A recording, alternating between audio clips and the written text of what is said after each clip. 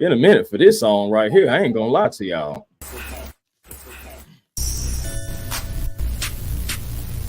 A1. Yeah, truly. Cooler and I'm flyer too. Jam. Cooler and I'm flyer too. What's good, everybody? Welcome back to the show that is Cool and Fly 2 A1 Forever Sports. It is Chris Tip Moore here. Make sure you be generational because there's always time to be, and don't you settle for less because you can always have more with the vision. And with that in mind, I got a special guest here with me tonight. I'm talking about he is WYFF news reporter, and also he's a Bleav in Hawks podcaster as well. You may have seen the guy, you may have not. Either way, you'll see him right now. I'm talking about Mr. Brice Lewis. What's good, my brother? What's up, man? I'm glad to be on, man. Glad for you letting me come on, man. I'm excited to talk some Hawks with you. Oh, yeah, man. Got to get that Hawks talk in, man. Got to get it in. How you feeling today, man? How was your, we're not too many days off from, how was your Easter? It was good, man. I mean, sadly, I worked on Easter, but it was fine. It was fine. You know, we get through, we power through, man. So everything was solid. Indeed, my brother. Indeed. Well, yeah, man. As we said, man, this is about the Atlanta Hawks, man. The Hawks, you know, I can say about at least about a month ago, things were looking very dismal for the Atlanta Hawks, looking very on the bad side, you know. But now things have changed, you know, ever since February 23rd was it when Trey got hurt. So a lot of things have changed since then. And I know in the beginning people were talking about things like probably tanking for the Atlanta Hawks, but I wanted to, before we get touched on that, I want to talk about this big win, this big Hawks road win last night. And I just want to get your thoughts on, like, you know, the game and also how big of the win for the Atlanta Hawks this was. This was a huge win for the team. I mean, Chicago's been a thorn in their side all season. And so they don't have tiebreaker, sadly. But you're now within a half a game of the team now. And now it's just a matter of who just finishes with the better record. If the Hawks finish with the better record, they get that home playoff game in the first playing game. If they don't, or they have the same record as Chicago, they got to go to Chicago, and then you got to go on the road, and then you're going to have to go on the road to the Boston Celtics. And that means you're not going to be coming back to Atlanta for maybe a week and a half. So it was just big to get this win, to just give yourself that chance. Both teams have some tough games coming up. And so it's going to be obviously big to see who can win a couple of those tough games. You know, obviously Hawks got Detroit coming up, so you expect that to be a win. But I think, you know, Chicago has a tough team coming up after this. So Wednesday, you may see Hawks flip-flop with Chicago. And like I said, we'll see where it goes there. But overall, it was a big win. Great team win yesterday, I would say. Just really, really strong performance, especially getting Jalen and Kobe Buffkin back as well. Oh, yes, that was wonderful, man, to get those two guys back. And, you know, that's another reason why this whole podcast idea came to my head, because, you know, it was a great road win. We needed that. Like you said, they've been a thorn in our side, and we're right there with them a half a game out. Now, the game didn't start, you know what I'm saying, too promising. We was like in a 11-0 hole. But just what Coach Quinn has been able to do, and DeJounte with his leadership and everybody just rallying around each other, you see that the Hawks started making shots, jump right back into it.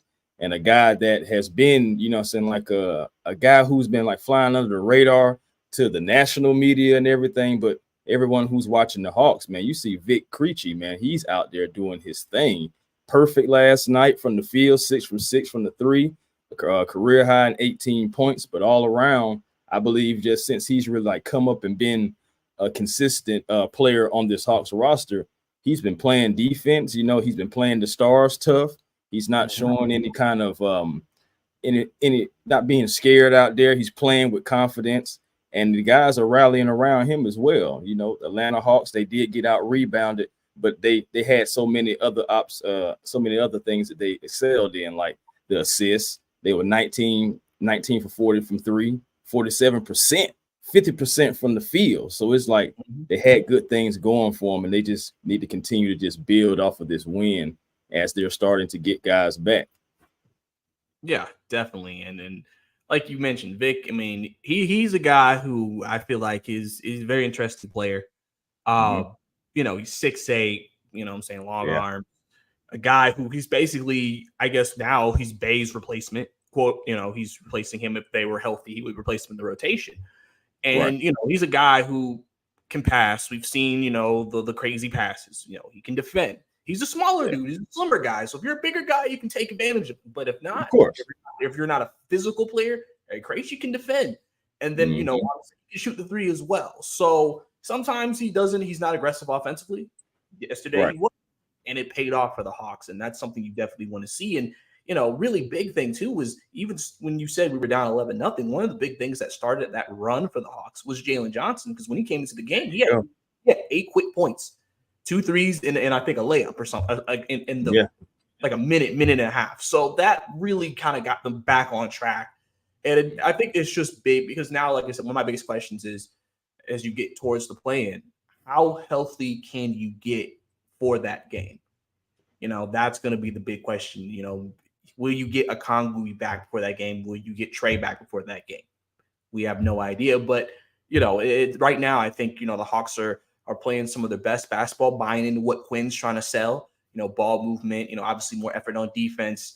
Guys have made improvements to their game throughout the season. And obviously the end of the season sometimes is where you can sometimes see the fruits of that labor that they've done all season to now.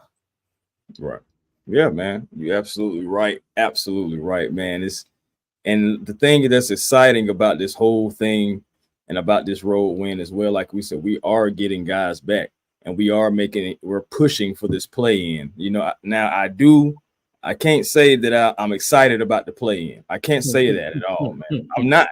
I'm never coming into any season saying, get this play-in, man, and we're there. No, I'll never come into that. So it's very disappointing to be in the play-in, but I would rather at least have something to try to play for, and hopefully we can get hot at the right time, like those guys down there in Miami did. But if it happens in Atlanta, I would love it, and because we're getting guys back, Jalen coming back. We even seen some Kobe Buffkin last night. So we're starting to get healthy, and it's like at the end of the day, it is about the healthiest team, the team that's, clicking on all cylinders and hitting that stride at the right time. So I'm just saying, man, I can't say that in the NBA, man, and in sports, anything can happen. We just can't sit up here and say, hey, man, it's a possibility it may not happen. You just got to hit that stride at the right time. And one of our leaders, DeJounte Murray, he has been going off, man. I mean, just his last 5 games, man, DeJounte's averaging 26, 9, almost 10 assists, almost 7 rebounds. And my goodness, this man has just went nuclear for the Atlanta Hawks since the downfall of Trae Young going to his injury. So this guy right here is averaging almost 11 threes per game. And that's only happened like twice or 3 times in his career beforehand. So he's like the clear-cut number one, getting the opportunities. And, man, the guy is been on fire for us, man. So he's shooting 37%, by the way, 37.5% from 3 with these 11 attempts. So that's pretty good. Yeah, DJ's been really solid for us. I mean, I know some people are, obviously trying to make something out of it. And I say this, I'm like, well, he's going back to his natural position and he knows he's the clear number one. I would hope that DJ would step up and raise his game, and he's done that. He literally has just done what he's supposed to do, and that's been big because that's what they've needed from him for them to be successful and be able to get some of the wins they've gotten. There were games during this last month where you're like, they lost to like Portland, and you're just like, oh, now we're hitting rock bottom, and they bounce back, and then they beat the Clippers handily, and you're like, oh, okay, and this team's had very up and down performances. And it's like you don't know what you're going to get on a nightly basis. And I think that sometimes can happen when you just have a bunch of injuries. You just don't know if your role players are going to come through like they did the previous game. But DJ, man, he's been solid for us. I mean, we know his game. Great finisher at the rim. He's a mid-range assassin. That's his game. He's improved his 3-point shot. I know at times, depending on the game flow, I know some people can not be ecstatic about, if he starts to go a little bit more ISO, even though he has great ISO numbers this year. But that's just who DJ is. He is a guy who definitely has also attempted and tried to be more involved with passing, running the offense. There was a game he had recently, I can't remember exactly which one, but he only had like 19 points, but he had 15 assists. Yeah, that was it the Portland game? I cannot remember if it was. I want to say it was the first Boston game. First Boston game. Okay, I want to say it was that one, but I'm not 100%. My memory can't think that far back. Rather the Boston game, we already know it wasn't that second Boston game. We already know, that was right. Because I remember, the reason why I thought it was maybe the Portland game because I remember Garrison Matthews. That was the game that he actually went off. It's just role players stepping up and guys who at the end of the bench getting opportunities. Like it's a beautiful thing. Like. And these guys are getting their opportunities to shine, show them what they can do, and honestly making an argument for what's going to happen in the offseason as we still have that exception hanging over our heads. What are we going to do with it? We have a lot of different options to try to go for, man. But as far as the play-in goes, I really want the Atlanta Hawks to try to put their best foot forward. If not, to try to make it to the finals or anything like that, because we really don't have the roster for that. I will be real about that. But I just want to see from the Atlanta Hawks moving forward with these 7 remaining games with Denver on that docket, and you have Dallas, and you're going to have Miami on that docket as well too. So you have these games coming up. Finish the season strong. See what happens. See what kind of chemistry you guys can come up with in the play-in to lead into the offseason, no matter what the result is.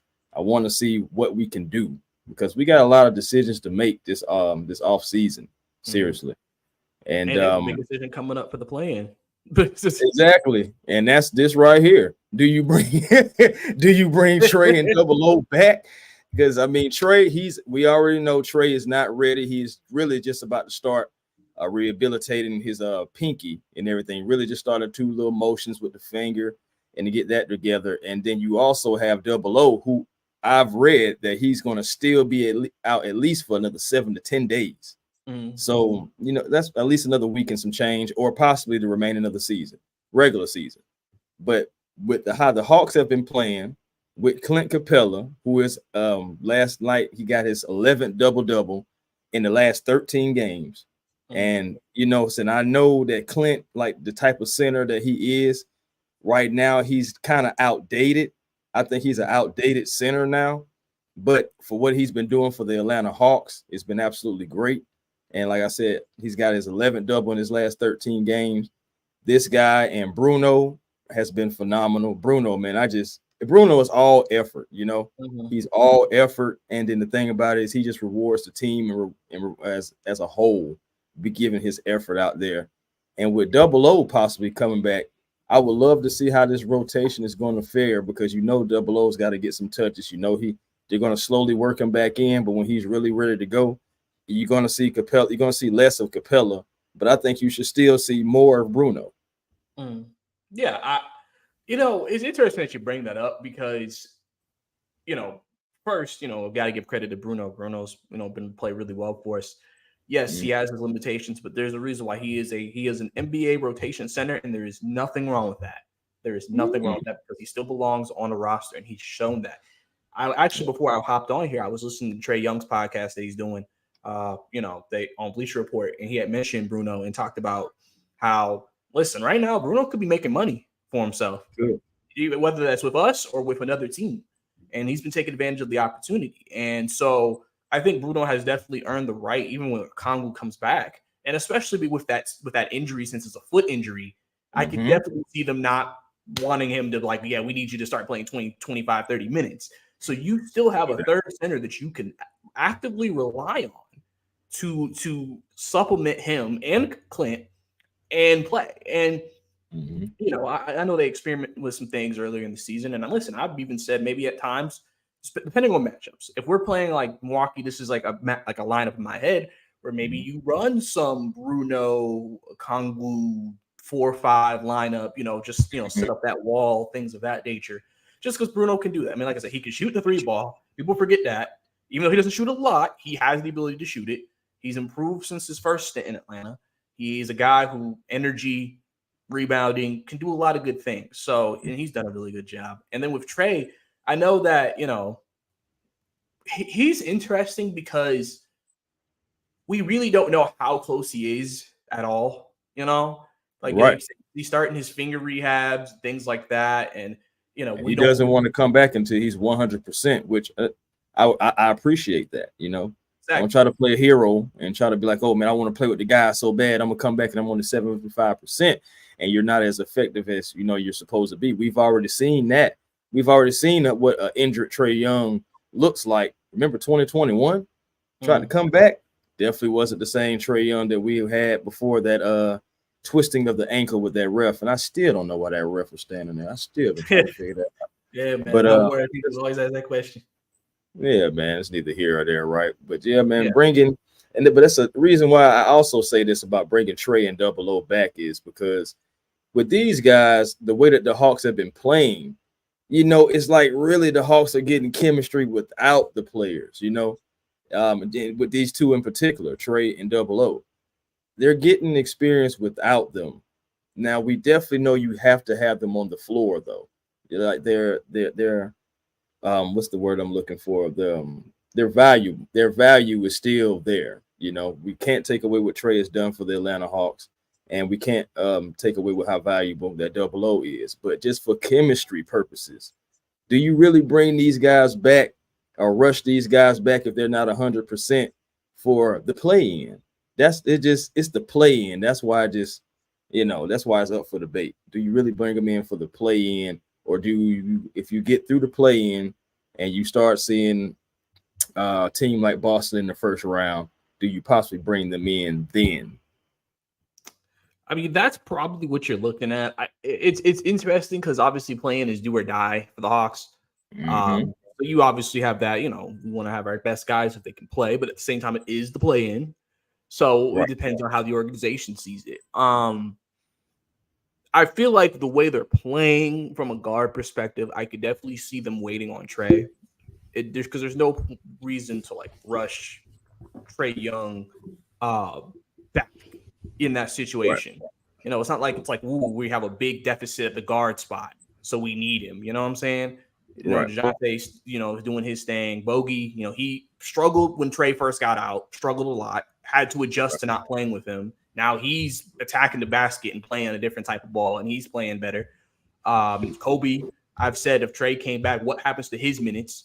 Because Quinn never really ran 4 guards. He ran 3. So, and I made an argument that he should still play even when Trae comes back. So I feel like overall, Okongwu is a guy you can more easily put into the lineup, really. Because you pretty much know what he's going to do when he's in there. You know how Quinn's going to probably do the out of bounds, 3-corner, 3-point. You know how it goes. Right. We know what that is. He's not going to completely change what is ever for Okongwu. But Trae is someone who, he probably is we want to make sure you're good to go. And honestly, they probably be if we can get through the play-in and get ready for Boston, that will probably be it. We'll see maybe second play-in game because you'll probably go against right now either the Heat or the Sixers. So, and that'll be a tough matchup. I said if the Hawks get to the play-in, they earned getting in because it's not like they had an easy road to get there. No, facts. We know what Miami can do postseason time, and Sixers are getting Embiid back apparently tonight. So what we're going to be facing in a Joel Embiid team potentially. So, that's not an easy task. But right now, you're right. Playing well. Chemistry is really good. And I think right now they're just trying to ride that wave of momentum and continue to play this brand of basketball to keep them moving forward. Right. And as for Bogdanovich, man, he has a little streak going on as well, hitting at least 1 3-pointer in 83 straight games. And I Bleav that is tied for 9th right now in NBA history with Karl Anthony Towns. But yeah, that guy, he has been elevated at his level. But it's a guy that we haven't touched on yet. And when Trae went down, it was a question that I asked Pat Benson Jr. When I had him on. And I was okay, outside of DJ, who has to step up? And I can't remember exactly who he said, but I remember that I was saying it's DeAndre Hunter. We needed to see DeAndre Hunter. He needed to touch the ball more. He needed to see the ball more because I Bleav he can be effective. He just needs touches. And in his last 10 games, before Trae went down, first of all, he was only averaging 12 points, barely. And since Trey has went down now, and especially in his last 10 games, this man is 17 points. He had a career high in rebounds against Boston with 13 because he had 11 5 times previously. And then he also has 2 assists. The guy, he has been like an extra little piece that you just needed, that little oomph, because he's been right there at the right place at the right time.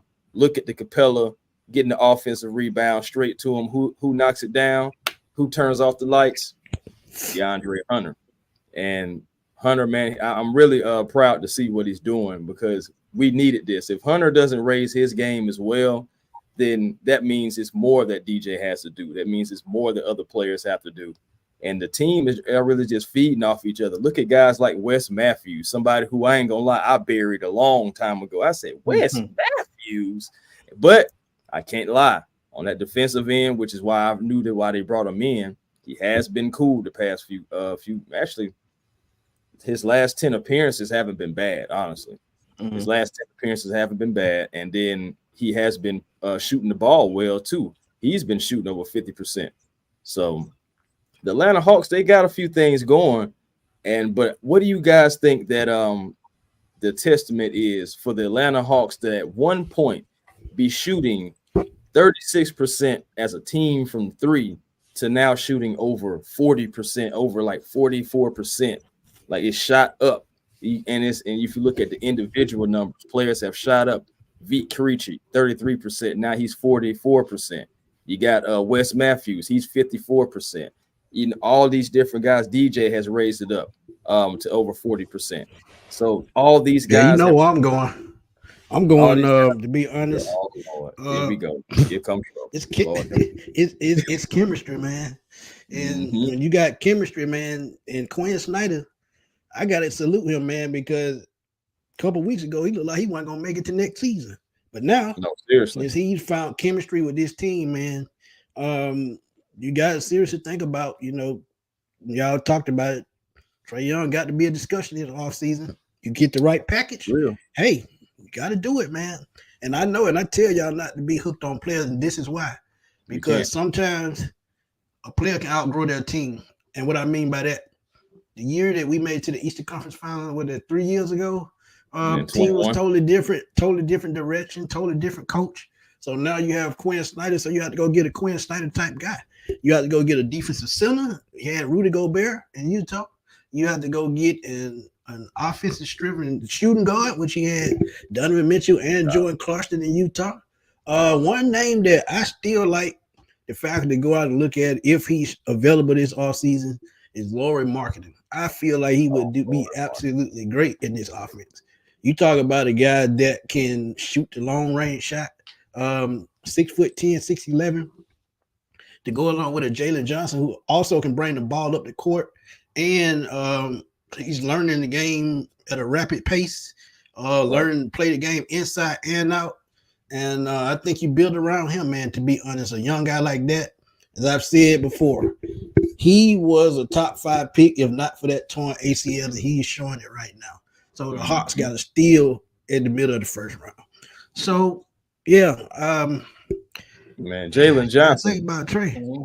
Yeah, Jalen Johnson, man, I'm sorry. He's about to be a modern-day Scottie Pippen. He can bring the ball. He can bring the ball up the floor.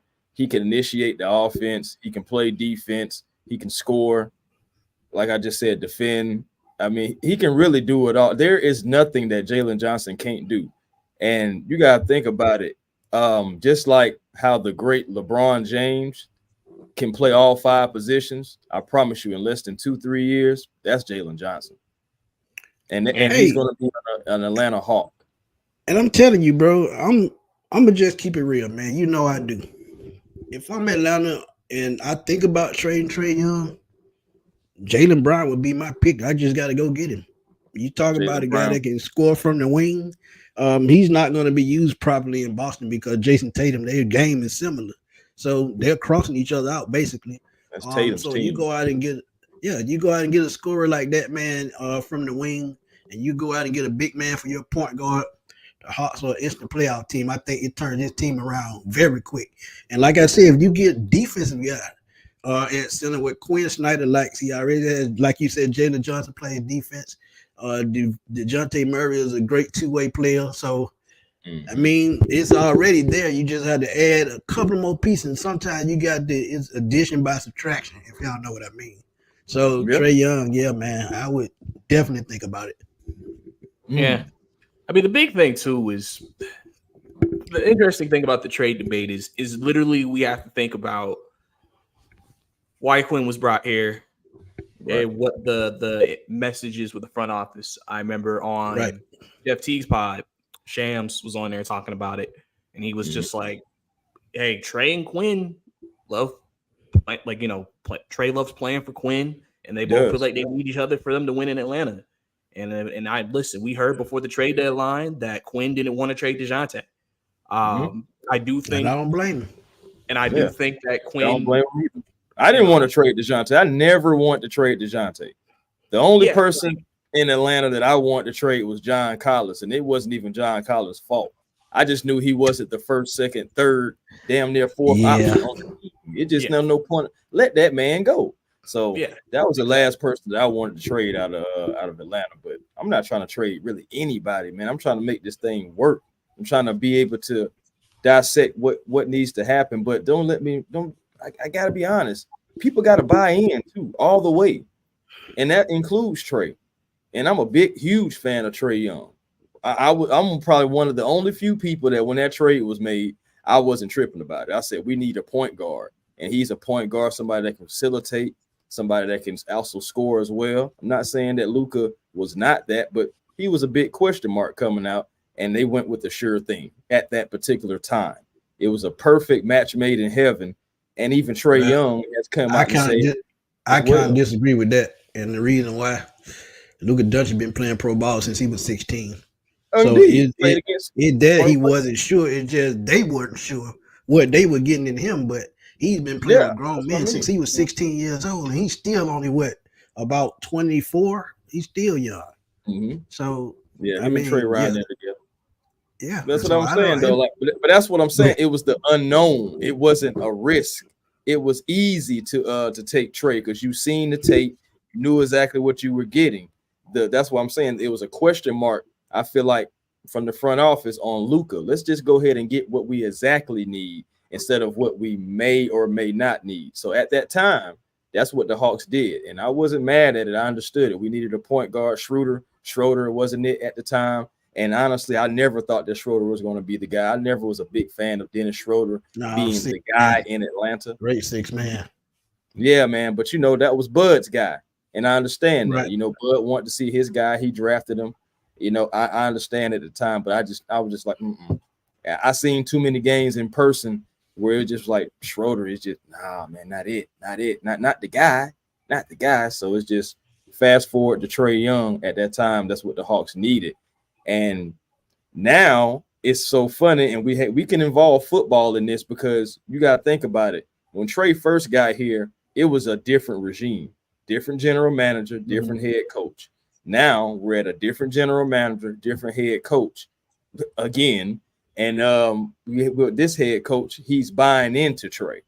Now, whether people believe that he really actually likes Trae or he really just trying to make sure he ain't got to worry about losing a job because, people say that Trae is a coach killer or whatnot, but that's still subjective.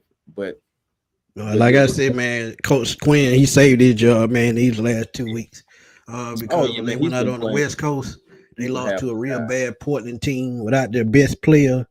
And then you go to the Clippers and blow them out, and then you flip-flop with the Lakers and lose. So, I mean, like I said, it's just the unknown, like you said, and going forward, you just got to take a deep look at your roster, man, and see who you want to build around. And to be honest, you can't be mad if they don't want to build around Trae Young. To me, he's a better you can't be mad if they want to build around either player. Right. He's a better compliment player than anything. So he goes to the Lakers with AD and LeBron. Hey, you talk about a world championship because that's the type of talent he need around. And there's no knock to the Hawks. They ain't got enough. But if you're you're gonna build it up like you're supposed to, hey man, let's do it. I'm just saying that even if you want to trade with the Lakers, they ain't got enough. The Lakers ain't gonna give you everything that you want, and they know that they don't have the draft picks. draft capital. I mean, that 2029 first round pick, it doesn't do anything for me. I don't even know where I'll be. Yeah, that's 5 years down the road. I don't even know where I'll be in 2029. That pick does nothing. What that's gonna look like. Right. That pick does nothing for me. Anything 2027 on back for me, honestly, does nothing for me. I need something now, need something next year, and at the worst of the worst, 2026. And there's a big question that actually has to be asked here too, because next year, talk about the roster, the Hawks could go towards a bit of a youth movement, quote unquote. And what I mean by that is you have Kobe, you have Muhammad Gay, who they're excited about, who showed flashes. You have Seth Lundy. If the Kings don't make the playoffs, you'll have 2 first-round picks this year. Yeah. You kind of the type of players that I think Quinn wants to play with and the system he wants to create are the guys that he drafted. Seth Lundy can shoot the 3 ball. I think he shot close to 40% coming out of Penn State. Kobe can defend, he can facilitate. He's working on his offense, but he can score a little bit. And then Muhammad Gay, he's the most raw guy. And I said before that I think that dude is an athlete. Have the most potential potentially. He just hasn't played basketball in general that long, but you can see the athleticism. You can see him running rim to rim, running the flow. Yeah. Continuing to develop his shot, continuing to develop his NBA body, everything like that. Yeah. He definitely got that NBA body. He definitely got to develop that because he's been hurt too much, man. We need him out there, man. And that's why I think this was truly a big developmental year for him. I don't know what they expect him to be able to, we can put him in the rotation. Seth and Kobe will be my first 2 people who are up because they are what they probably want to do moving forward. And I think also with the Kobe Buffkin addition, depending on what we think his ceiling is, if you did move off of one of them, it's not like you don't have a guy you technically are grooming to be in that position. I think when people think about trading one of these guys, like with DeJounte earlier this year, you're going to get a 2-guard back in return or some type of starter, right? Back in return. Right. But, it really depends because you don't know what value. Because some people have said DeJounte may be rehabbing his value right now. And then some people may be like, if he's doing this as number 1, well, maybe we should invest into him. So I think they could go in that direction. I think, and then you have the Bay situation where I said when he got hurt, I said that he will probably sign that restricted free agent tender and he will be on a 1-year rehab in Atlanta. Maybe, you'll come back at the end of the next season, that's, maybe that timeline potentially, see where we are. So you could technically keep him for a cheap price now. And then you can kind of figure out your roster from there. I think the biggest thing, consensusly, I think people are kind of like, all right, well, if we move anybody this offseason, I think people still think Clint is the number 1 guy. Just because sometimes in this system, he can kind of stand out as like a sore thumb. Like when they're trying to play fast, remember, Clint, all he could do is run to the rim, and that's the extent of him. And he's not the best offensive player. We've seen the lowlights of Clint Capella. He's not doing nothing outside that post. You see the highlights and you love it, but then you see the lowlights and you're like, Jesus. And so it's because when his lows are really low, that's why he be right at the rim missing bunnies. I don't know what in the world made him think he was an up and under player. And it's just so much going on with Clint, man. And it's just he's one of those players that you love. He's the guy that has to run the floor, and if he's not running the floor, he's no good, and that's why he's a 6th man. You saw it in Houston. That's why he was so effective in Houston. Coming off the bench, he good to go. And see, the only thing that I hate is that double O is not 3 inches taller, maybe about 15, 20 pounds heavier. Because if we talk about a double O at that size, man, we talking about probably an all-star center. Because he's developing his jump shot. He's developing his jump shot. He can block shots at 6'8" and a half, long arms, and but he just has that presence about himself. But he's just too small to go up against guys like Embiid and those type guys. That's where he falls short. Yeah, that's where he falls short. And I know that some people may be like, well, we only play the Sixers a couple times a year. No, we only play Denver twice a year. But my thing is, it's just the 82 game schedule for double O playing center every single game. And that's what I'm worried about right there. I feel like double O is a great piece. I feel like you should have. You got 3 7-footers in this draft.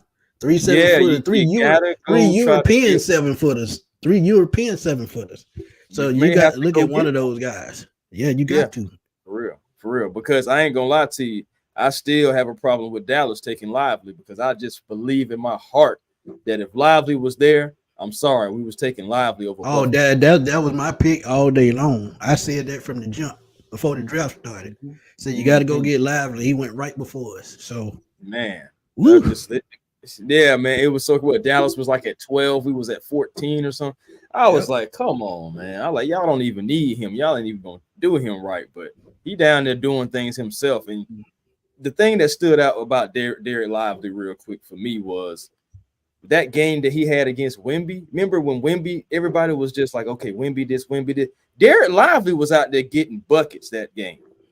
And I Yep. was like, hold on, man. I was like, man, see, I knew it, man. I was like, that kid's going to be special as long as they allow him to be, down there in Dallas. He's going to be special, man. That's definitely the pick that I was going. Yeah, him But and Jalen Johnson would have been a nice front court duo, man. oh, are They you would have. serious right now? Can you imagine? Yeah.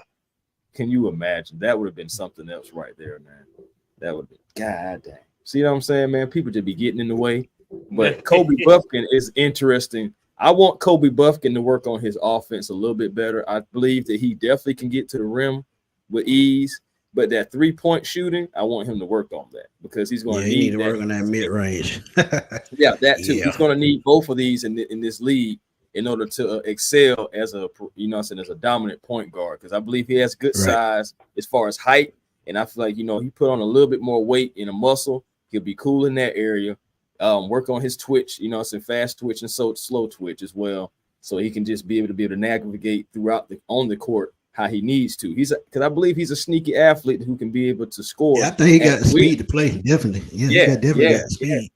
Yeah. That's what I'm saying. So he has those abilities already there. And just like Brice was saying, if you do move off of a Trey or DeJounte, I really want to keep them both and have Kobe coming in as kind of like that complimentary third guard. Especially you're learning from Trey, you're learning from DJ. As a point guard, as a young point guard, that's not bad because DJ and Trey are two totally different players. You can pick up something from both of them and excel your game for the Atlanta Hawks. So that's why I really want this whole thing to kind of work out. I don't want to trade Trey. I do know you can get a big haul for him, but you also got to think about you can get a big haul for DJ, how he's playing right now. His transformation almost needs to be a 30 for 30. Starting with Trae Young going down, and then the story just go from there. Depending on who they get back, there's something. Hey, you got to think about both of them. So, to be honest, I really don't. I'm gonna be honest with y'all. I mean, y'all know me. I really don't care who they trade, man. As long as they keep Jalen Johnson, because I think he's the centerpiece of the future, man. I just see it. I knew it. I knew it draft night. I knew it. Bro, I couldn't believe he slid that far, and he had torn ACL knock on him. It was such a BS knock on him because he, torn ACL, man. I mean, and then also too about him talking about quitting and all this other stuff like that. My thing is, bro, you gotta remember that was around COVID. I probably would have quit too. I don't want to be around nobody either. This is getting crazy, So it's just, bro. I think they're one of the moves. I think they're one of the moves. I don't want to go to that team, so I'm finna play it off and say I'm finna quit. He gonna pull an Eli. He pulled the Eli Manning and ended up in the right spot.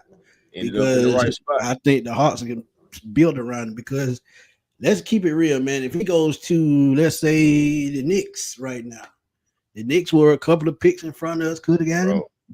He goes to the Knicks. The Knicks are totally different with him and Julius Randle in the front court. So, to be honest with you, they'll be starting to looking if Julius is expendable if Jalen's over there. I'm sorry.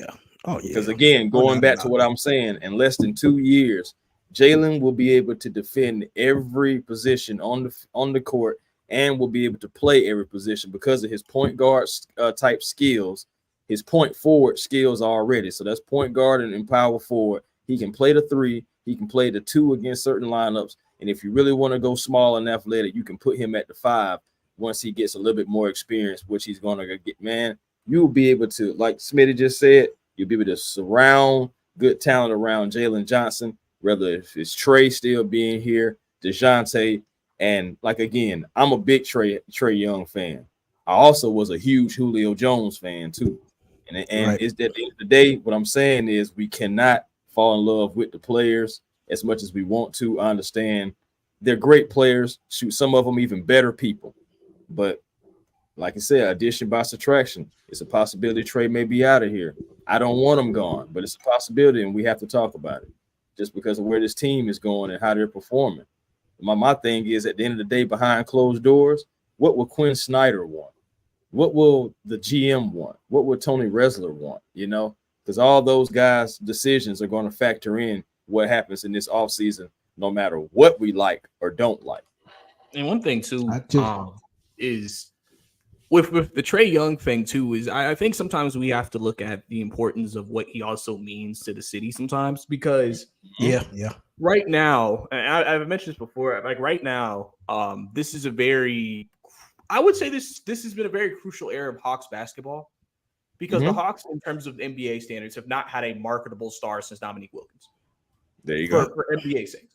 Trae is their guy that they can market, put out there, boom, posters, everything, right? Right. And I'm sure everybody knows that. You know, he is considered one of, when you look up top Atlanta guys, he will be at the forefront of that as the Hawks guy. And I've said that, you know, he could help usher in this new generation of Hawks fans, because now they can say Trae Young's my favorite player, which then brings attention to the Hawks. And that helps branding, helps sales, helps all the economic stuff, things of that nature, and so on and so forth. So I think that's why, to me, when they brought in Quinn, that was a Trae Young move. That was let's get somebody he works with.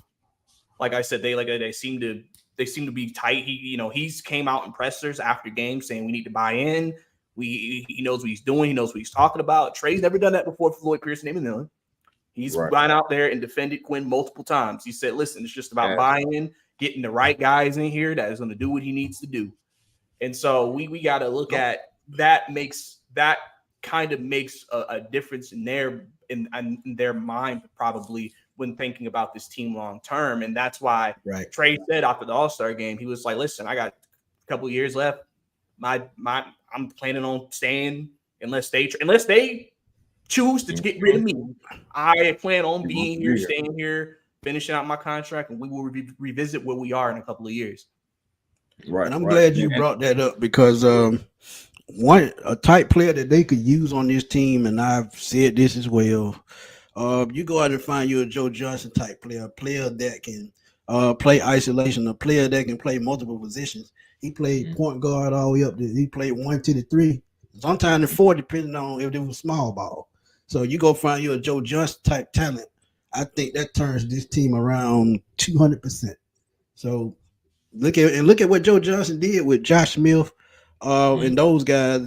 10 years ago, Al Horford.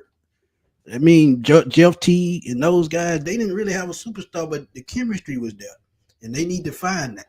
So if they can find that chemistry, man, that perfect chemistry. And I think, don't get me wrong, could be wrong. Coach Bud, if he had got one more year, he would have went and found a superstar player, and that player probably would have been Giannis. Because the thing is, he didn't want to rebuild. That was the whole reason why we lost Coach Bud, and I understood it. I don't want to have to start all the way over, you know what I'm saying, from dirt, because we're still technically, even though, like, you got to think about it. Okay, even though Trae and the Hawks went in 2021, we still got to consider that 2015 team as one of the legendary Hawk teams, 60 wins. But what choice did you have? They had a bunch of guys that were not stars at all. Think about it, though. What choice did you have about rebuilding? You lost to Cleveland 4-0 in the conference finals. That didn't let you know you didn't match up with them. So what you're gonna have to do is go find a superstar player, move players around, and it's not rebuilding. Is going and retooling, and that's what the misunderstanding was. If he would have said, "Hey, we're gonna retool the lineup a little bit," Carroll, I think he left the year after that. So they just started. Millsap left. So we started dropping players. Eventually, Horford got up out of there. And that's all. And that's all, man. That's all they could have done, though. So I mean, look. Yeah, man. It just, like, I understand. It's like from the outside of it, I understood it, but I also understood why Coach Bud didn't want to. Like you said, maybe in the verbiage and disagreement with the front office, then you bring Travis in And you got to remember that Travis didn't want to make that that trade for DeJounte with that 3 first-round picks. And I'm gonna ask you guys something, and then if anybody's watching this, they can chime in as well. But I want to know, do you, even with all this that is going on, I'm just talking about the season as a whole, because we cannot forget about the past. So with the season as a whole, everything that has happened, do you guys feel more comfortable now about that 3 first-round picks and the pick swap more so than then? Or do you guys still Bleav that we're not getting just the amount of value out of that trade, from that trade, I said, on the court? I think it's First round, solidified, man. I'm gonna keep it real because of what he's been doing. He's a team player. He can carry the team. He's shown that. And those 3 first-round picks, and we know basketball is different from football. Let's keep it real. First-round picks in basketball are totally different from first-round picks in football. Football is a 50-50 crapshoot. Basketball is a 30-70 crapshoot. Let's keep it real, because you're only gonna get a star player, or you're gonna get a role player. That's just as simple as it gets. And so, some of the role players, and some of them role players even still a no. And one thing I want to add to that Coach Bud thing, and I hate to keep sounding like a broken record, but if we had Danny Ferry with Coach Bud, we wouldn't have had. He would have trusted Danny Ferry to help rebuild his team more than the front office. That is exactly why he didn't want to go through a rebuild. It was the front office. It was not the team. It was the front office that he didn't trust. He was the GM, but at the same time, it was certain things they wouldn't let him do. He was the GM and the coach. If you don't give him the power to pick his own team, he ain't got a choice but to. What's going on? But you definitely gave him that power. If he had Danny Ferry, totally different story. Yeah. I mean, for me, with the trade, it's one of those things where everybody's got their opinions on it. I mean, for me, I'm fine with it. You took a swing, said, hey, that Miami Heat series the year previously, the biggest issue, we didn't have another ball handler. We didn't have another guy who could take a shot. You traded for DeJounte to do that. And you also hope to improve defensively in the backcourt. Now, obviously, we could talk in detail. Well, DeJounte's moving to 2. He's guarding 2s now. He's guarding Jason Tatum. I still remember we played the Lakers a year ago, and I think Hunter was out. And this is before Jalen Johnson was playing. And he was guarding LeBron. And I'm just like, I don't think he could really do anything in that position. I mean, he's gonna get cooked. I mean, it's nothing he can do. It's not like he's bigger than him. It's a size difference. It was one of those things. But in terms of all the length in the world, in terms of like a guy who's clutch, he's done that. Another guy who can score the ball, he's done that. Another guy who obviously with Trey gone has stepped up, he's done that. He's done a lot of the things that we wanted from him when we traded for him. I think defensively, you may not feel like you got that, but offensively, I feel like you did. He's had career numbers, when he's been here. He's improved his shot since he's been here. So it's not like one of these things where he has regressed. Now, obviously, because of his role, he may not be considered all-star ever again until he's traded to his own team. And DeJounte has been on record that he doesn't care about accolades and individual stats. But, when we traded for him, he was coming off an all-star appearance. He was. So, that was one of the reasons why we did trade for him. Exactly. So it was one of those things where I'm personally comfortable with it. Because like I said, you take a swing and you hope for the best. Because listen, there's guys you trade for, you assume perfect piece, boom, let's make it work. And sometimes it may not be to the extent you thought. And that's just part of it, because you don't know how the team's going to respond, how they're going to buy in, the system, how you make it work. Because you always hear this all the time. Like when Kyrie was traded to play with Luka, people will question, well, how is that going to work? They're both very extremely ball dominant guys, but they made it. They've made it kind of work out. You know what I'm saying? But there's also situations where you had a star get traded to the team and it didn't work out, or it wasn't the smoothest fit. That's just like I said, it's part of it. So overall, I mean, I'm pretty happy with it. I mean, especially if we get the Kings pick this year, if we make a trade, probably get some more picks. I mean, it's one of those things, like you said, especially this year's NBA draft. They say this is like the worst draft ever, or like one of the worst drafts in like a long time. Yeah, not a lot of talent that they say that can just come in and just straight, be difference makers they don't see. But people have gotten it wrong so many times before, though, man. We know all that. Everything is scouting. You can be dead on, or you can be dead wrong. So, Right. so it's all depends on what the player. Really, it depends on the player, man. If you want it bad enough, I don't believe that it's nothing that no one can say about you that can stop you from being who you want to be if you put that work in. It's just some people work is going to be harder than others. Facts. Because that's all it is. Come down to everybody's work ethic is going to be different. But as far as that trade goes, now I had a conversation with a buddy. Oh, I was talking to Sean Smitty, but and we was talking about that, and I told him then that I really didn't think that the 3 first-round picks have fully come to fruition as far as it. But hearing you guys, and I did do some thinking about it and just researching and looking at the things, right in my face. I got 2 eyes, so look at what's right in your face. And when you do think about it, it probably is about worth those 3 first-round picks about now, compared to what it was starting off, because he has been clutch.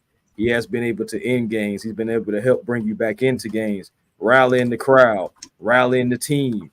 There's really no reason to dislike DeJounte Murray, because he has all the right utensils for a team. He has everything. He's a locker room guy.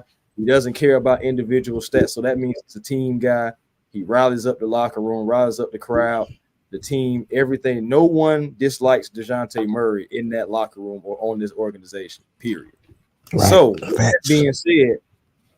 that being said, you gotta throw those factors in as well when you think about it as a whole, not just what the team record is, not just so where they are, but as far as his impact on the team. Hey, man, I can't deny it. He's been on fire. He's been everything that we need. He's been rallying people. People have been rallying around him. The team looks completely different. I mean, I can't deny what my eyes see. The team looks completely different. I see more effort. I see guys who at the end of the bench being able to get more opportunities. I understand injuries play a part in that, but I just want to see this team win. At the end of the day, I'm a Hawks fan. We know the playoffs. We know the playoffs all about matchups, and them winning them 2 games against the Celtics last week or week before last, that was key. That's going to give them confidence going forward. They're going to go into the playoff as the 9th or the 10th seed and say, "Hey, we stood with the Celtics. We can stand with anybody." So anybody in the East, I would be scared to play the Hawks. The only team that I worry that would probably not worry about the Hawks is probably Miami, because Miami always had the Hawks number. But Boston, and they beating Boston, look, they got that mindset. Y'all got to take us up. Yeah, definitely, man. And we also got to give, like I said, Quinn some credit, man, because he's done. Listen, a lot of development is done in the Skyhawks. Got to give him credit. Even though people hate the G League, a lot of development has happened there. And then just his encouragement, giving guys the green light. I remember one of the comments Trey made earlier this year was that he said, "Not everybody had the green light under Nate." So he was on. He was like, "Not everybody had the confidence from the coach to do something." Quinn gives everybody confidence. He's like, "Garrison, you're only taking 2-3 shots a game. You have one of the highest 3-point percentages. Can you take 3 more? I mean, technically, with those numbers, you should be making maybe 3 or 4 threes a game." And so we've seen in the last week and a half, 2 weeks, 2 20-point Garrison Matthews games, which we weren't getting. Wesley Matthews was finally able to hit some shots. That's been great. That's been wonderful. Getting the confidence. Hey, man, shoot. Like DeJounte says, shoot. Shoot. You work on that shot. Shoot the shot. You can do it. You're not a bad 3-point shooter. And so I think that's been so big. Bruno, all the role players have just gotten that confidence from their coach. Listen, we ain't got these guys. We need you guys. Green light. If you have a shot, you got a good look, take it. Quinn's been saying that since game 1. We had good looks tonight that we didn't take. I feel like we're not taking them wide open looks, because he said, he says that he says that often too. Excellent point. Excellent point. And I would love to see AJ Griffin come to turn it around, man. If AJ Griffin can get to being 12 points a game type guy, I think that helps the bench in a major way, because we know he can shoot from long range. He's just too inconsistent. If he can find a way to fit into this offense and be consistent just a little bit, I think he makes a world of difference. You talk about a guy 6 foot, what he's 6'7", 6'8", shoot from the perimeter pretty I think about nice. 6'6". Ain't AJ like 6'6"? He about 6'7". Like that. Oh, anyway, He about but 6'7". Somewhat Yeah. tall, but yeah. I mean, the biggest thing for him, the biggest thing for AJ really is, I feel like in terms of system meshing, I still think Quinn and AJ got to like really like get together about it, because I feel like the way AJ plays, he's kind of someone who needs the ball in his hands a little bit. Like he could shoot, but like when we remember AJ under Nate had the ball, breaking down defense, in the lane, floater, getting to the rim. And when I saw him play earlier this year, it felt like it was like spot up shooter. And so at that point, if he ain't making them, it's like, oh, he's not playing well. And I think obviously since Nate had a more ISO-ish offense, it allowed him to sometimes say, Shante can give it to AJ and AJ just break it down, where Quinn, he's like, get up shots. So I think that's the biggest thing, is that, especially with the way the offense is, it's like, where will AJ get the ability to get the ball in his hands and actually do that than just be a shooter? AJ can't. He's one of those guys. He's effective when he can actually like handle the ball, and he has some playmaking too. That is an underrated part of his game that people forget about. He can create his own shot, definitely. Yes, he does. Yeah, too. So it's one of those things where it's like, where does he fit into all of that realistically? How do you allow him to still do what he does best, but also work within the system? I think it's like the same thing you're seeing with Bogey. Bogey has always had the ability to like do other things, and Quinn said that. He said it's just getting him to do it more, because he was never really asked to do it more. You know, people forget during the 2021 run, Bogey was playing point guard at times because when Trey would come out of the lineup. So, like, and I feel like these last couple of games, especially, you've seen Bogey hitting behind the backs and, you know, getting to the rim and doing all this stuff. And that's not what we think of when we think of Bogey. We think corner, he's spot up shooter, 3-3, getting open, da. So he's had extra effort on defense too. We know he's not just locked down, but his defensive effort has picked up too. And I Bleav that's a team thing. That's that infectious. Yeah, that's Coach Quinn. That's all that is. That's infectious energy. You know what I'm saying? Because we have a guy. I remember when he was in Utah, he got Mike Conley coming over from Memphis. They say he was done. He couldn't play defense no more. He gets to Utah, that's what I'm saying, man. He's a coach. That was the whole purpose of bringing him in, was to see what he can do with this particular lineup. Now, it ain't always been peaches and creams, and it ain't always been successful. But hopefully what we're seeing now is like an idea of what Quinn Snyder's system can look like when he has certain players to work with, when he gets effort. That's a big part of the system as well. If you even look back at those Utah teams, they had Gobert, they had Conley, they had Donovan. Everybody else, though, they were effort type of players, and they'll get their shots to Joe Ingles, the my man named the Bogdanoviches, and all the stuff over there. So they had guys that gave effort, and they could shoot the ball, they could knock it down. It's just they didn't go as far as they would like to. Hopefully down here, we're talented limited, talk about Quinn's playoff record. I said, okay, if we think about that time in his career, you had the Dynasty Warriors. Come on now, talk to him. The Dynasty Warriors. Those are three off his playoff series losses. I don't know what you want him to do. I mean, the only loss that you can say, series loss that you can say, you probably should have won, that was the last one against Dallas when they were up. But then at the same time, the locker room was broken between Rudy and Donovan. So even that has a bit of, it's not like this man has. Then you got to remember too they lost that series against Denver, which was a great series, by the way. Jamal Murray and Donovan was going crazy in that, but they were up in that series, and then they got walked back down. So it's like, man, it's like they've had the opportunities, if nothing else. Definitely had an but I mean, like they say, Rudy Gobert can't be your second best player if you're gonna win. So I mean, and that showed that, Yeah, Joe Ingles going toe to toe with Paul George. You know, it's just I'm just saying, dog. It's just certain players that just shouldn't be in certain situations, you know. But yeah, man. As far as but real quick, man. Looking forward and looking ahead, we have Detroit. We are 2-0 against Detroit this season, and this is definitely a game that you got to have. What's the importance of this particular game, as we only have 7 games left in the NBA regular season? So every game is important, of course, but this one in particular to a Detroit Pistons team, how important is this game right here? Gotta watch it. Gotta watch it. I think it's just as important as a playoff game. To be honest, I think every game from this point on until the playoffs come is going to be a playoff game. Because you really can't lose, and you got to build up that momentum going into the playoffs, like we said earlier. So Detroit or whoever they play after that is a playoff game until they get to the playoffs, and then they got to hit that switch. So I mean, every game is a playoff game. What you say, Brice? Yeah, I mean, it's a big game. It is a game you expect them to win. Expect a game you expect them to come out and play like they did against Chicago. Like I said, a game that you need. If you're trying to get that home game in that first playing game, like I said, you want to get that first one so you don't have to be on the road if you do make to the postseason for like a week and a half before you get back to Atlanta. So it's a big one. You should be able to handle business. They seem to be able to. I mean, Detroit, you can have some time. I mean, K, we know K can play. You never know. K got a big game, whatever. But for the most part, they just got to come out, play their game, do what they got to do, be successful, because they have an interesting schedule this week because they were on the road, then they're back home, and then they're going to be on the road the next 2 games. And I think they're in different time zones too.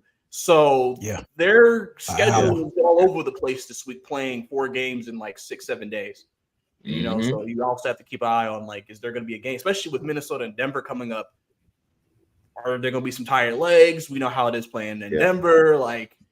Luckily they're going from Atlanta to Denver, and then we'll see how they do at the end of that back-to-back. They might catch it. They might catch a break with that game though, because Denver, they already in, so they may be on cruise control. They probably catch a break because they fighting with OKC now for that number 1 seed. Yeah, they don't take number 1. They go to play. And then you also got to think about it. We got Miami and Charlotte at the end of the year too. I mean, Charlotte, we know they're not going anywhere, but boy, it would felt so good to get that win over them the previous week. They saw that the first game of the season. That was a disappointing loss. Bro, we had lost like 4 or 5 games in a row to Charlotte before that win. 4 or 5 games in a row. People forget, that was crazy. People forget last year Charlotte beat Boston like 3 times. They won the season series like 3-1. I tell people every year, quietly. I don't know why. It just happens. Quietly, bro. They quietly did that. So that's what I'm saying too. And with Miami, we already know what that's going to be like. And shoot, man, I know I plan on being at both of those games, Miami and Charlotte, just to give it that last little push, man. Just got to give the team that last little push for real. I guess, like you said, Denver, Minnesota. This Detroit game right here, I feel like it is important because, they always say that we get up for the good teams and we, play lackluster for the bad teams. Now, against that Portland team, I was at that game and I was looking, I was like, the one thing about a young team is when people are out, these guys don't know when they're going to be able to play again like that. So they want to show. So they scrap. Yeah, they want to show what they have, and that's a young team. Before we gained control in the second half, they were right there with the Atlanta Hawks. They were trying to run with the Atlanta Hawks. They were doing everything they possibly can. What his name was, Banton. I think Banton was he got on my nerves. I was like, bro, why does man keep scoring? It's just like But going back to my point, we were important, and man, Aiden killed us. So that's what I'm saying. He was out. That's what I'm saying. You got to have that size up front, man. Aiden and guys like that, Embiid, man. Look, you got to go out this all season to get you some size. I don't give a damn. You go get Serge Ibaka. He is 40. You gotta go get some size. I think Ibaka's making R&B albums right now, man. I think he is. Yeah, I think he's making R&B albums now. I think I heard a few cuts off of it. Not too bad, Serge. But yeah, man.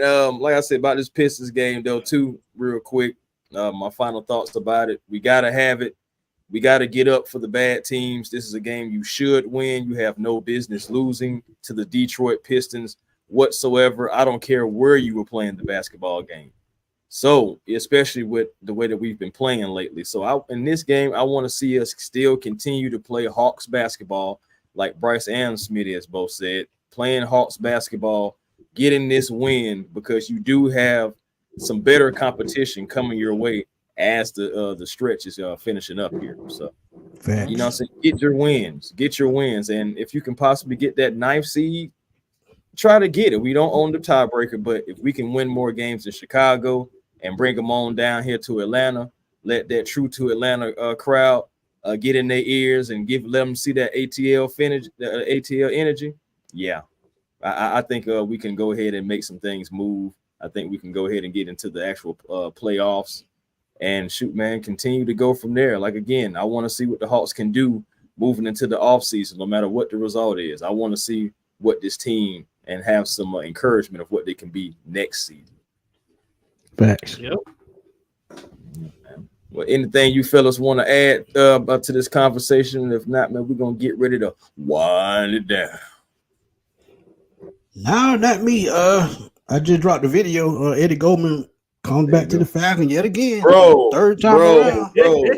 Bro. Third time around. Can it be a charm? Can it be a charm? We'll see.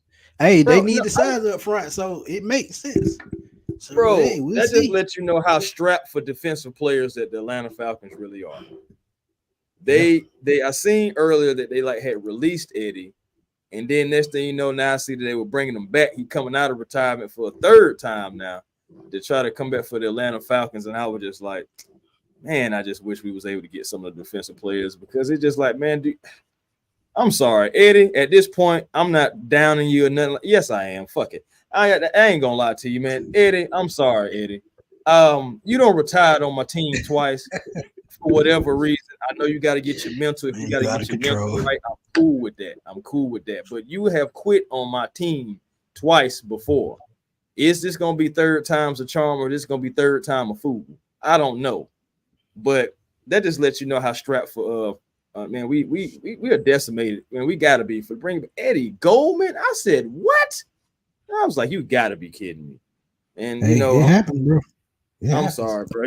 That's talk about a player that's going to have to prove it. That's a player who has to prove it to me.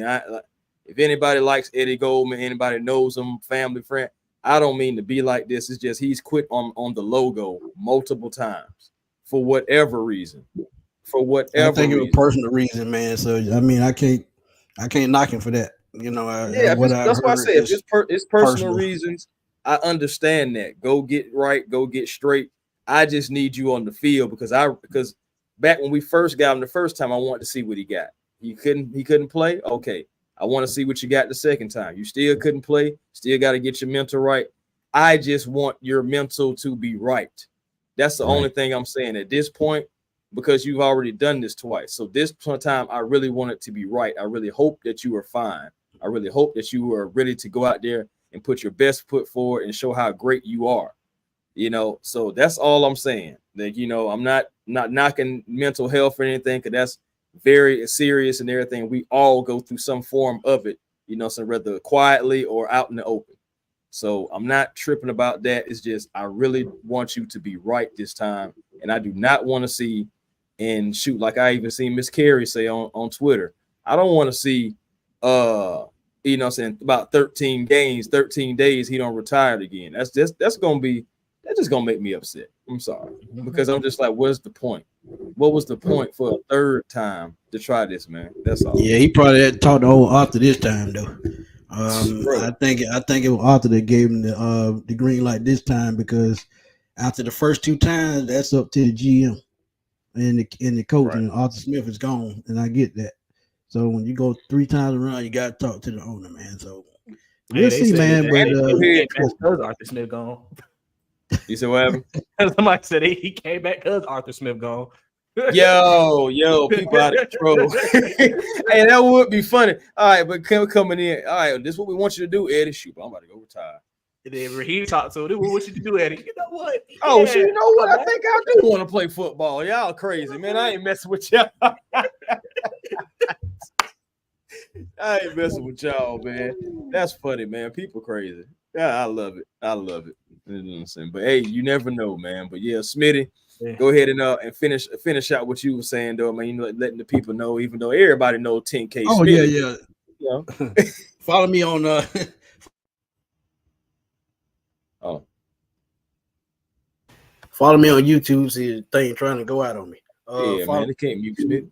Smitty Sports Machine, Fatboy Slim _21 on Twitter. I'm always blowing up the internet and I'm always taking questions. So go to Twitter, check me out, and throw a question out there. I got you. Facts. Brice, let them know what it is. Yes, sir. You can catch me on Twitter or YouTube, Brice_2K, for all my Atlanta Hawks, Atlanta Falcons videos, takes, tweets, everything under the sun. Catch up with me whenever I'm not at work and the game's going on, live tweeting, reacting like everybody else is, covering the team post game, Bleav in Hawks podcast. If you want to find out on any podcast platform, you can. Let's keep up with the Atlanta Hawks season. There's, season's winding down, maybe.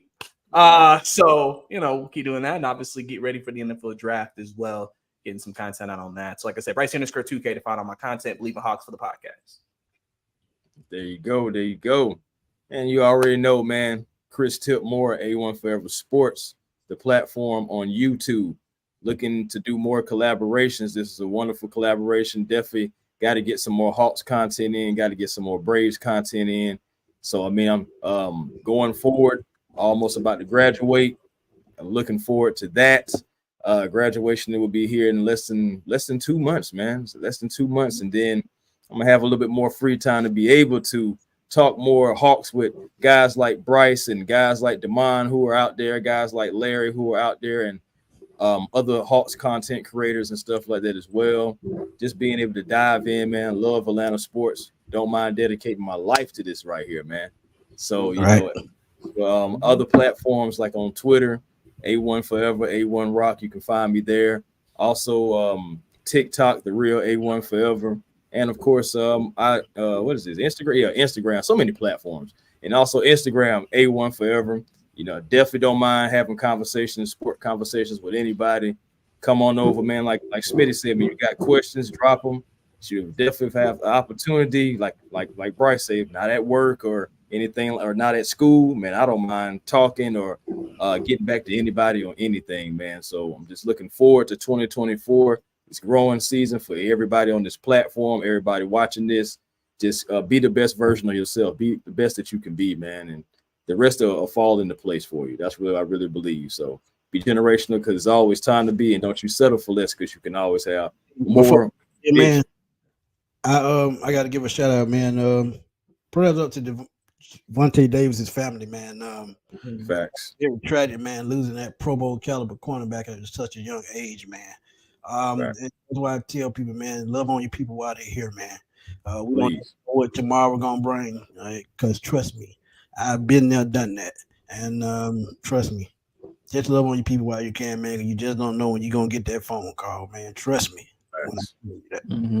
Facts, man. And just talking about that, man. Yeah, and it was terrible. I hated to see it, man. I hate to see anybody, losing loved ones and everything like that. And just talking about loved ones real quick. I also, just before we get up out of here, I want to give a shout out to my father, man, as tomorrow is actually his birthday. And last year around about this time, we lost him, and the 29th made 1 year anniversary on that. And so, personally, I'm saying, it hit me a little differently. Feel you know how it can make you feel losing a parent. Oh yeah, man. I lost my granddad 2 years ago, and boy, that's still hard. Yeah, man. So you know how that is, but we keep pressing forward, keep moving forward, because it's gonna make you stronger, and you can't go insane out here. You gotta, be the best you can be, because they're still watching, and you gotta believe in that as well. But so man, definitely happy birthday to my dad. Definitely gonna be going by the burial site tomorrow, spending some time, definitely for sure. And shout out to Vontae Davis family, prayers and thoughts for them. And I just really hate that, he was very young, 35, I believe, if I didn't read it correctly. Yep. Oh, that's what I'm saying. That's crazy young. That's stuff like Demaryius Thomas in that area as well, too, man. It's another guy that was gone way too soon. But this has been great, man. We're going to do more of this. You're gonna see more content from all three of us on this platform. And moving forward, man, like again, man, peace and blessings to you guys. And y'all be safe out there. Love on each other. You know what I'm saying? Growing season 2024. Be better this year than what you were last year. Make sure you're in a better place. Do not be stagnant. You know, it's all about elevation. But until then, y'all, it's peace and blessings to you, and we will holler.